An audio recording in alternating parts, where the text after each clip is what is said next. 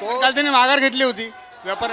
माघार घेतली, पण त्यांनी जी भाषा वापरली होती, आम्ही कापाकापी करू, मीरा भाईंदर म्हणजे अर्धा काय बोलतात त्याला राजस्थान आहे, तर हा माज येतो कुठून यांच्याकडे?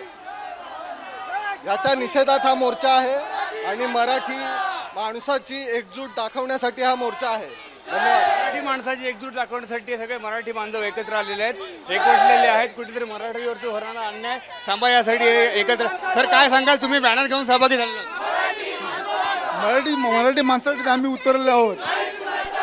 नेमका काय बॅनर घेऊन उभे आहेत? काय मराठी माणसाचा मराठीचा हक्क भेटलाच पाहिजे. आमच्या राज्यात येऊन तुम्हीच आमच्या विरुद्ध मोर्चा करताय, चुकीचं आहे. म्हणजे आणि दाखवून द्यायचं आहे का मराठी माणसाची काय ताकद आहे ती.